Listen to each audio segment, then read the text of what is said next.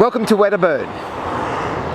The first European person to walk through the area was Major Mitchell in 1836.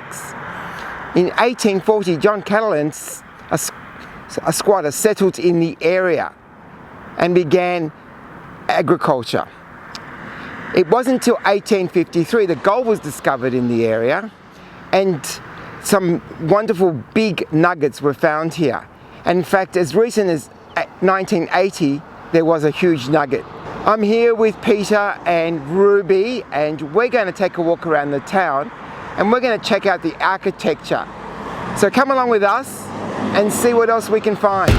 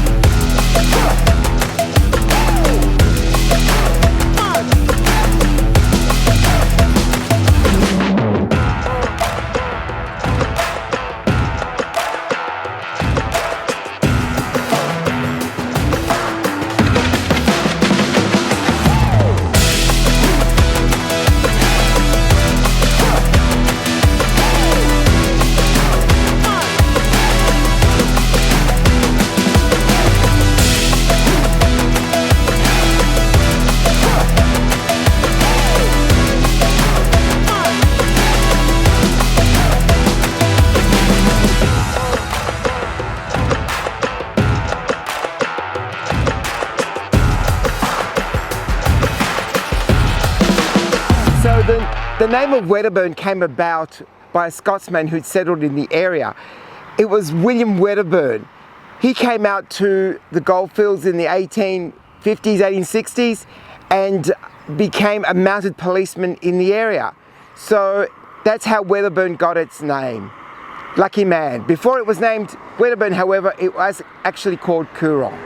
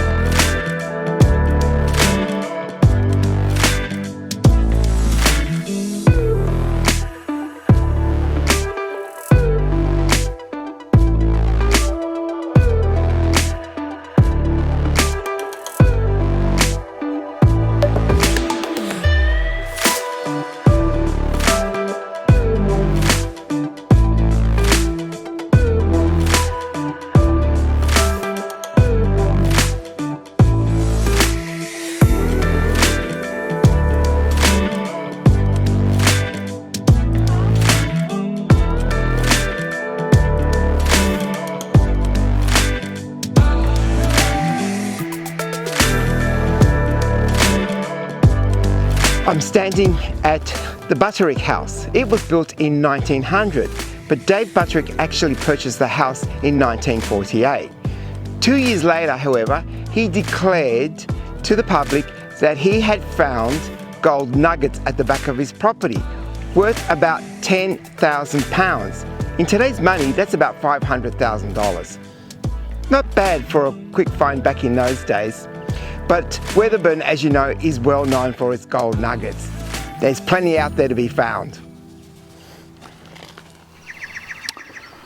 Wedderburn, 28th of December 2022.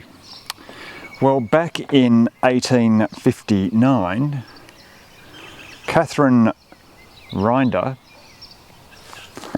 died and was interred in this grave here. What's Catherine's claim to fame? Well, I suppose we respect the soul, as we do for everyone.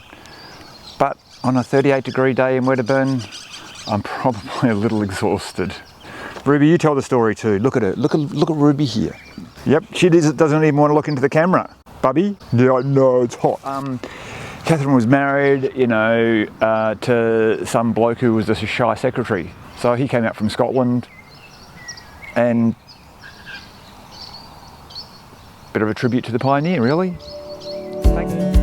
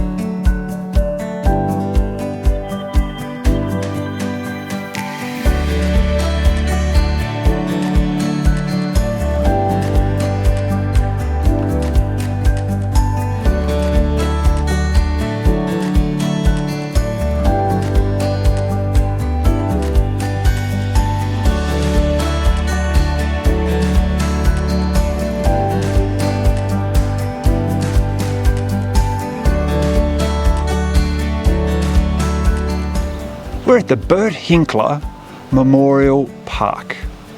Who was Bert, you say? Well, he was actually Herbert. And I remember the name from my school days, but he was the first bloke to actually fly solo from London to Australia.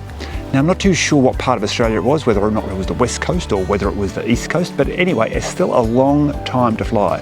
The first person to do it, he did it in 1928. So congratulations. So now we know where Bert Hinkler fits in. We also are in front of the memorial to two Victorian Cross winners. We have here Captain Albert Jacker and also Lieutenant Albert Chalmers Borella. Now, some people say that Wedderburn has the highest percentage of Victorian Cross winners in Australia. Very impressive. But then again, the population is very low here. Think about it.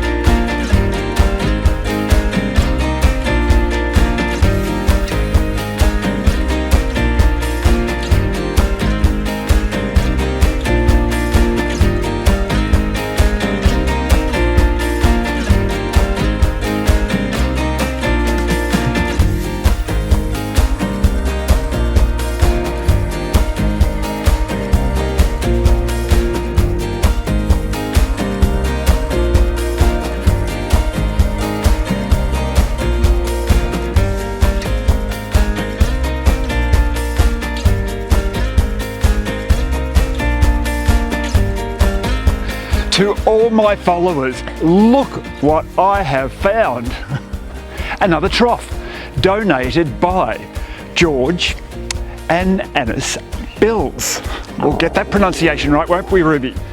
Okay, So we've actually found a number of these ones already. There's one in Hawthorn, there's one at the Kew Cemetery, there's also one in Flemington, and we've got one here in Wedderburn. And you say, where the hell is Wedderburn? Well, it's sort of about 200 kilometres from Melbourne. So George and Annis, they got moving with their troughs, that's for sure. So they actually have modified this one a little bit. It's got an accessory on the side. I think there's 200 of them around. I think it's a 1930s little water fountain for humans as well. So they go in part with the animal collection. Okay, thanks.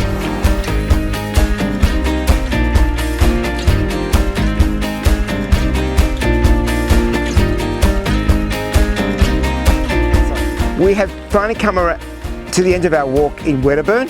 It's about a 2k walk around to do this heritage walk. Probably take you about an hour, maybe a little bit more, depending on how much time you spend at each building. But if you're interested, go to the information centre and pick up the Heritage Walk leaflet and get out there and do a walk. In the meantime, we'll see you on our next adventure. Bye folks.